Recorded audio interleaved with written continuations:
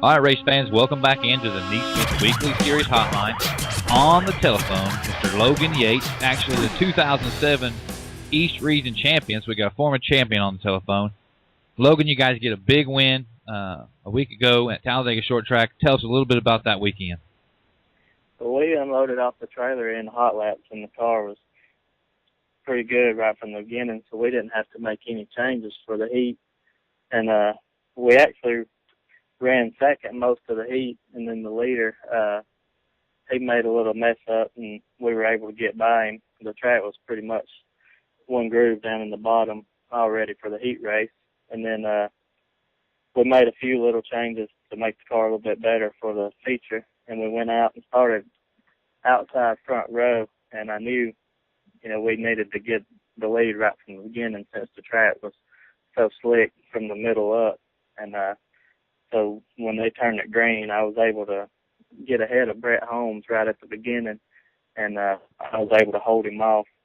As long as I stayed in the bottom, I knew I'd be pretty good, and I was able to hold him off for the win there. Well, it's been mentioned several times on the hotline with other drivers that race there at Talladega Short Track, and I'm from Northeast Alabama. I live here locally, and I know how hard it is when you guys show up there. But in your eyes, what's it like to have to compete against the Elkins, the Galdens, the Chris Noahs, and Brett Holmes? And his daddy knows that track like anybody. So what's it like to race at Talladega on a weekly basis? Well, one thing when you're going to Talladega, you're going to race with the best around, and you got to be on your game. And we were lucky that Chris Noah had went to Green Valley for the weekend, so we didn't have to deal with him. But he also got Jimmy Elkins and Brett Holmes. They're always running good. And, like I said, you just know when you go that you better be on your game if you want to run good. Now, this is your guys' first win of the season, and I don't think you guys have been racing all that much. What's the schedule like the rest of the season out for the Logan Yates Motorsports? Well, we've been racing here and there every weekend when we've been able to. Me and my cousin, we both race out of the same shop. His name's Tyler Hurst, and pretty much whenever he races, I have to sit out and help him, and then whenever I race, he has to sit out and help me. But we talked the other week, like, we're going to try to do a little bit more racing, and he said he's just going to give it up for the rest of the year more than likely and just help me. So maybe in the next few weeks or so, we'll be able to start back getting after it and doing a lot more racing and see what we can do with the points deal if it ain't too late already. Are you guys going to be able to get down to East Alabama or Penton or somewhere like that for some of the Touring Series races? We're going to be on vacation, so we're not going to be able to make it to East Alabama, but we're definitely going to make it to Penton, and then we're going to check our schedule and see what we can do from there on out and make some of them. All right, you were listening to Logan Yates in the number 5 Barry Wright race car. Logan, before we let you go, thank some of your sponsors and thank the guys that help you guys run up front. Well, like I said, I need to thank Tyler Hurst. I mean, here lately he's done the majority of the work to my car, and he said he's going to skip races so we can go racing and try to be competitive, so I need to thank him. And then my wife, she's a big part of it. And my sponsors are 4-Star Meat Products Company, Sheehaw Realty Services, and Miller Farms too. All right, race fans, we're going to conclude this week's Catch-Up Weekly Series Hotline with our buddy Chase Washington. Chase, you guys, you win 2 weeks in a row, once at Columbus and once at Clay Hill.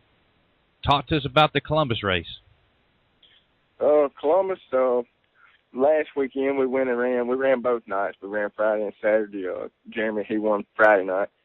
We was running second to Jeremy and was running him down.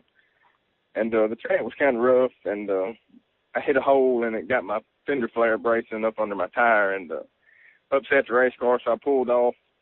And then Saturday night, we had a little bit better night. We qualified third behind Daniel Bridgman and Shaw.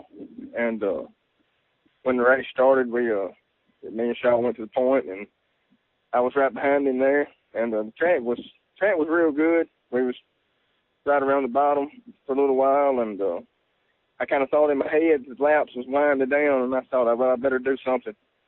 if I'm going to try to take home a win. And I put it up on the outside, and luckily it stuck, and we was able to drive on by Shaw and bring home the win.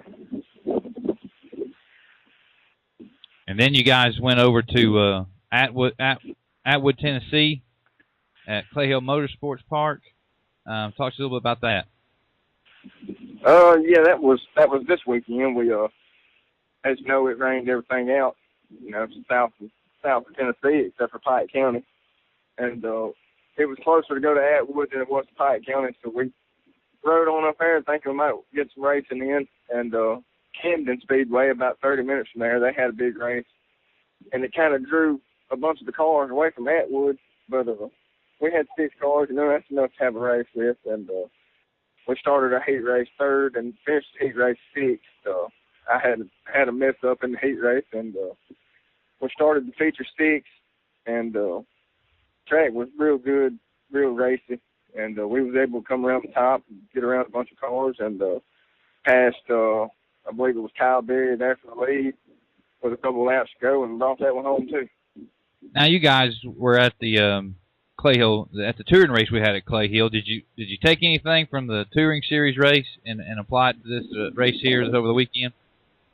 Oh yeah, just get up on the wheel like Chase Inge did and come through the rough spot.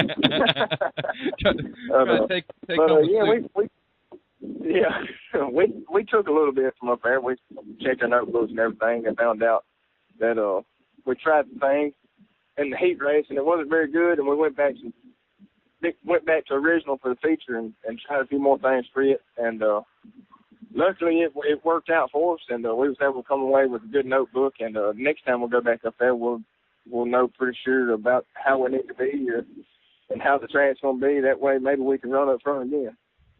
Well, I'm looking at the points. You guys are sitting 5th in points, so you can't be too mad at yourself. You're top 5 in points this late in the season, about halfway, I guess. 6 wins after 16 events. I mean, what else you guys planning to do to try to? How many different tracks you going to get to, and are you going to take any more chances at the touring shows? Oh yeah, we'll definitely take some more chances at the national races, though. Probably not during July the 4th week. You know, that's vacation week, and us and our family, we usually take a little vacation. But we'll be back the following weekend at Magnolia when the Lucas Oil Series comes down there. And you know, we're just gonna try to hit different racetracks in the region and bring home some top 5 finishes and boost our points up a little bit. Well, Chase, you're no stranger to the weekly series hotline, so I need for you to thank your sponsors and also thank some of the crew guys that help you maintain a top 5 position in the points. All right. Yeah, I'd like to thank Greg Sawmill, Indian Ridge Lumber Products, Gillespie Racing Fuels,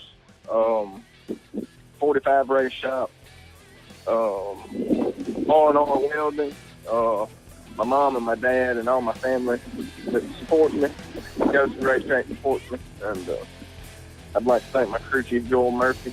He gets that thing right every weekend. We're able to go out and run up front.